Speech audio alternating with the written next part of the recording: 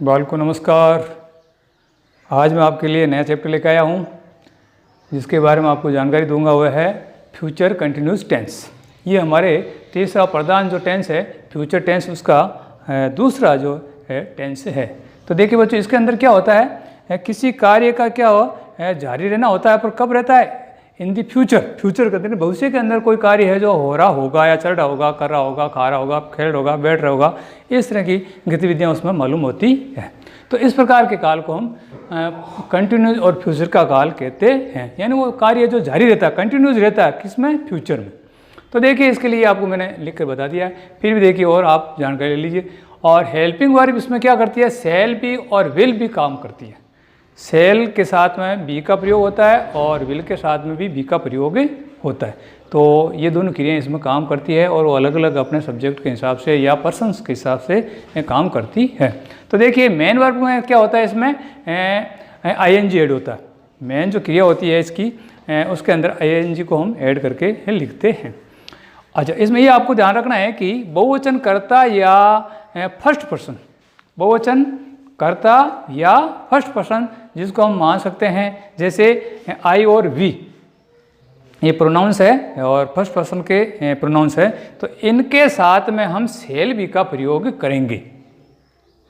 और एक वचन या सेकंड व थर्ड पर्सन के साथ में विल बी का प्रयोग करेंगे। तो ये बात आपको विशेष ध्यान रखना है।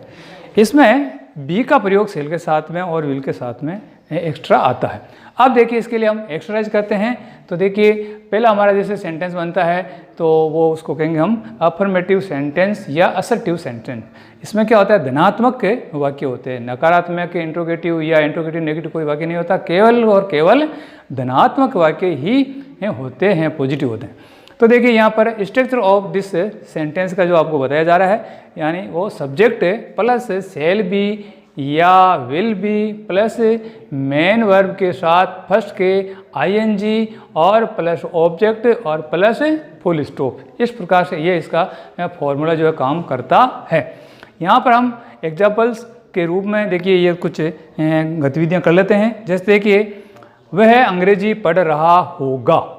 मैंने अभी आपको बताया था कि फ्यूचर में कोई कार्य चल रहा है, इसके बारे में हम संभावना व्यक्त करते हैं कि ये काम वहाँ हो रहा होगा, खेल रहा होगा, चल रहा होगा, सो रहा होगा, खा रहा होगा, इस तरह की गतिविधियाँ जो हो रही होगी, ये हम संभावना प्रकट करते हैं भविष्य के लिए।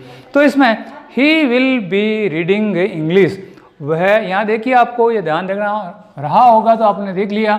इसके बाद में सब्जेक्ट आपको देखना है। तो सब्जेक्ट जैसे ये थर्ड पर्सन का प्रोनाउन है तो इसके साथ में हम क्या करेंगे, विल बी का प्रयोग करेंगे, विल बी। तो ये इन दो बातों का आपको विशेष ध्यान रखना है कि शैल बी का प्रयोग कहाँ करना है और विल बी का प्रयोग क्या करना है, कहाँ करना है। अब देखिए वह अंग्रेजी पढ़ रहा होगा। दूसरा हमारा जैसे वाक्य बनता है लीला खाना बना रही होगी। तो यहाँ पे भी देखिए आपके ये सिंगुलर एक वचन करता है, तो इसके हिसाब से भी आपको लीला विल बी कुकिंग फूड, लीला है जो क्या बना रही होगी, भोजन बना रही होगी। इसके साथ में भी लीला एक वचन करता नाउन है, तो इसके साथ में सब्जेक्ट में विल बी का प्रयोग अपन करेंगे। इसी तरह से अगला देखिए, इस समय मैं अंग्रेजी पढ़ा रहा हूँगा। यानी अभी जो ये समय, इस समय जैसे कल के भविष्य के लिए जो बात की जा रही है उसमें मैं क्या कर रहा हूँगा, वो इस समय अंग्रेजी पढ़ा रहा हूँगा। तो इसमें भी हमें क्या करेंगे, ये इसके सब्जेक्ट को हम देखेंगे। तो इसमें सब्जेक्ट आई पर्सन फर्स्ट का है, तो इसके अनुसार हम क्या करेंगे, शैल बी का प्रयोग करेंगे। तो देखिए यहाँ पर I shall be teaching English at this time, यानी ये जो समय है इस समय हम क्या करते रहेंगे, अंग्रेजी पढ़ा रहे होंगे। इसी तरह से बच्चों आगे देखिए चौथा हमारा जो वाक्य बनता है वो है तुम सो रहे होंगे।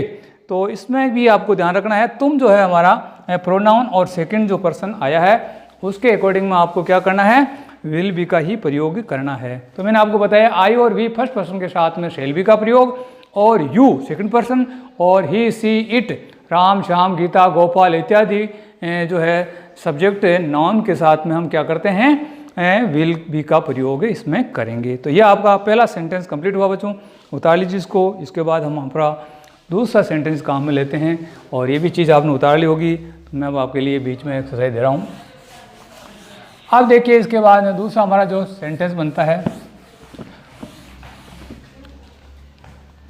दूसरा सेंटेंस है इसी का है नेगेटिव सेंटेंस। नेगेटिव सेंटेंस, तो देखिए बच्चों इसमें आपको नेगेटिव नकारात्मक नहीं का प्रयोग करते हुए वाक्यों का प्रयोग करेंगे। तो इसमें हम क्या करते हैं, सेल और बी के बीच में क्या करते हैं, नोट का प्रयोग करते हैं। तो नोट का प्रयोग सेल ऑब्लिक विल और बी के मध्य में करते हैं। यह बात आपको थोड़ा सा ध्यान रखना है। तो देखिए बच्चों इसके अंदर क्या करना है आपको, सेल और विल और बी के बीच में आपको नोट का प्रयोग करना है। तो देखिए इसके लिए मैं स्ट्रक्चर ऑफ दिस सेंटेंस, इसके लिए जो आपका सूत्र है वो लिख रहा हूं मैं, सब्जेक्ट प्लस सेल विल और फिर इसके साथ प्लस नोट, फिर आपको करना है बी प्लस मेन वर्ब का फर्स्ट फॉर्म के साथ में आईएनजी और फिर आपको करना है ऑब्जेक्ट और फिर after that of the full stop. तो इस स्ट्रक्चर के अंदर आप अपने वाक्यों को अरेंज करके करेक्ट कर सकते हैं। तो देखिए एक्सरसाइज के रूप में अपन काम कर लेते हैं।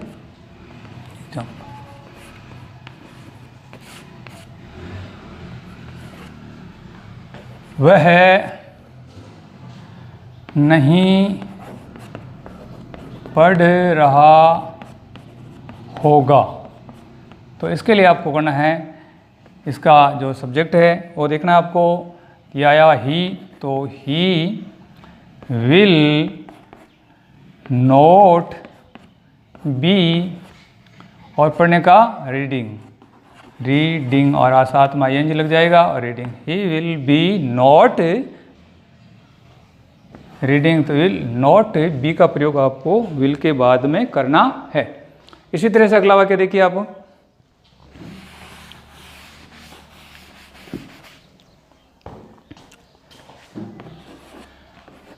वह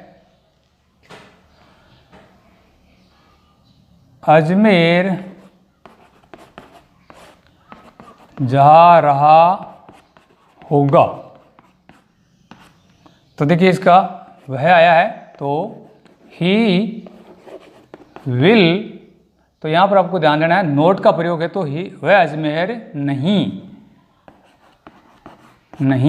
तो he will not be going to Ajmer, वह अजमेर नहीं जा रहा होगा। इसी तरह से अगला देखो सेंटेंस,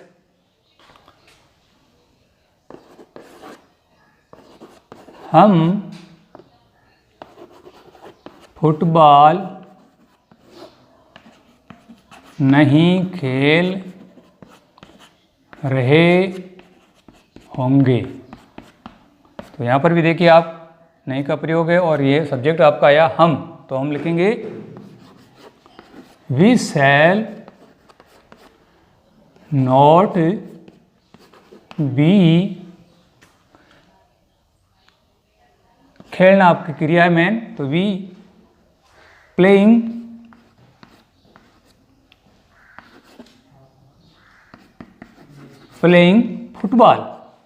फुटबॉल आपका ऑब्जेक्शन हो गया बच्चों, फुटबॉल। इस तरह से आपका वाक्य पूरा हुआ। इसी तरह एक वाक्य और लिख लीजिए आप, ये आपने लिख लिया होगा। यहाँ पर मैं दूसरा वाक्य लूँ, मैं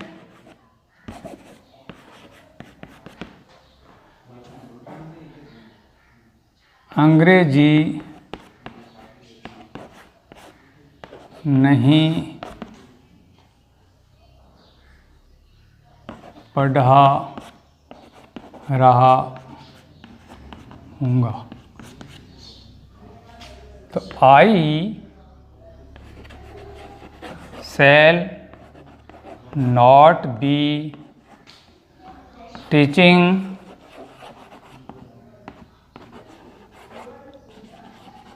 इंग्लिश। यहाँ पर आप एट दिस टाइम भी कर सकते हैं, परंतु कोई बात नहीं, आपको नोट का प्रयोग करते हुए आप केवल इस चीज़ के बारे में जानकारी रखना है। तो बच्चों ये आपका नेगेटिव सेंटेंस पूरा हुआ, उतार लीजिए इसको। इसके बाद अब लेते हैं अपने नेक्स्ट।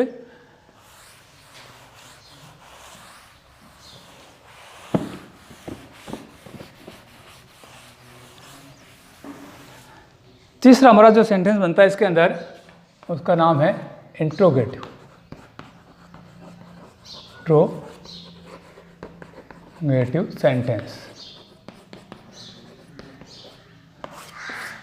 इसमें क्या करते हैं हम, सेल और बी को, सेल और विल को वाक्य के पूर्व में रख देते हैं तथा वाक्य के अंत में क्वेश्चन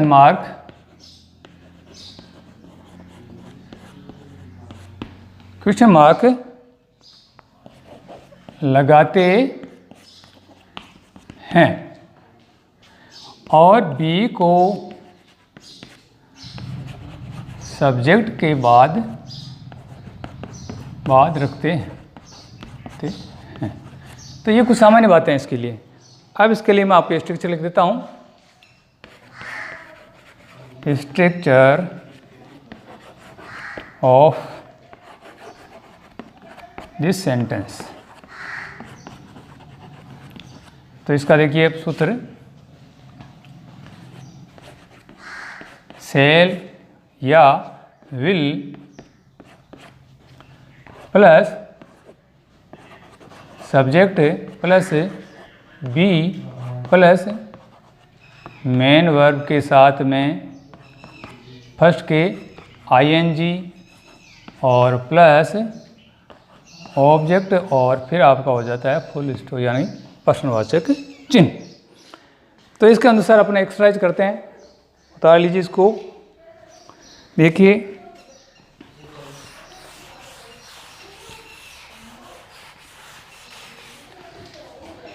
यहाँ इसकी एक्सरसाइज कर लेते हैं।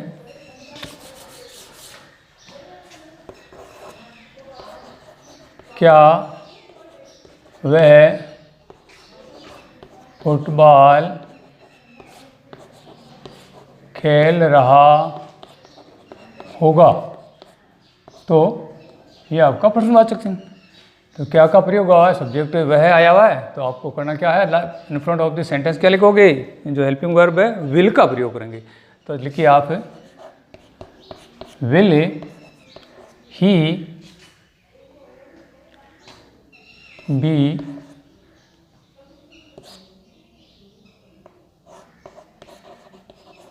Playing football.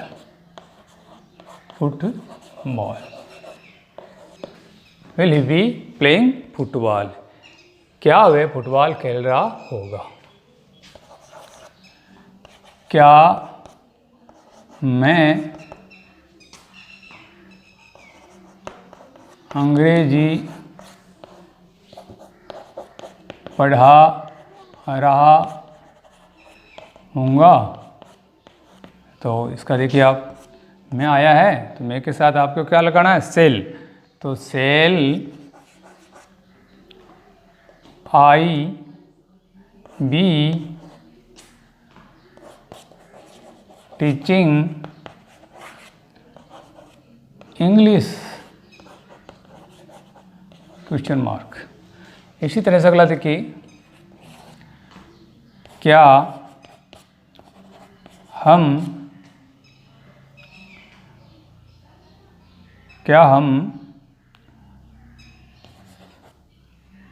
खेल खेल रहे होंगे। तो देखिए आपका ये वाक्य बन जाएगा, shall we be playing game. यह आपका प्रश्नवाचक वाक्य। तो देखिए इस तरह से बच्चों विल और सेल का प्रयोग आपको वाक्य के पूर्व में करना है। कब? जब आपके वाक्य इंट्रोगेटिव शो कर रहे हो, और वो भी आपको मैंने बता दिया क्या, रहा होगा, रहे होंगे, रहूं होगा इत्यादि जब ये शब्द आफ्टर ऑफ दिस सेंटेंस या क्रिया के आते हैं तो आपको विशेष ध्यान रखते हुए इस काल के अंदर प्रयोग आपको करना है। अब देखिए इसका जो है अंतिम हमारा जो सेंटेंस बनता है वो भी अपन ये पूरा कर लेते हैं। देखिए इसको लिख लीजिए, आप कंप्लीट कर लीजिए। तो इसके बाद यहाँ मैं आपके लिए चौथी एक्सरसाइज बता देता हूँ।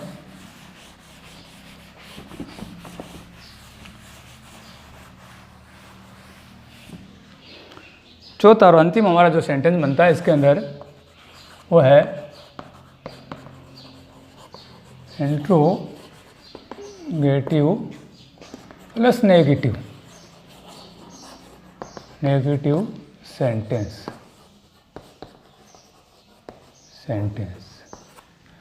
तो देखिए बच्चों इसमें क्या करते हैं, अपन पहले पढ़ लिया है, इंट्रोगेटिव के बारे में पढ़ लिया और नेगेटिव के बारे में पढ़ लिया, परंतु अब भी आपको यहाँ पर क्या करना है, सेल या फिर विल का प्रयोग वाक्य के पूर्व में करें और सब्जेक्ट के और बी के बीच में नोट का प्रयोग करें। यह आपको थोड़ा सा ध्यान रखना है। इसी प्रकार से वाक्य के अंत में वही क्रिया अपनानी है आपको, क्वेश्चन मार्क का प्रयोग करें। तो इस तरह से देखिए बच्चों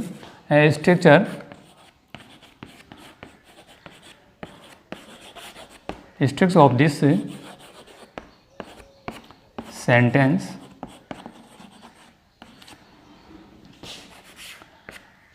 सेल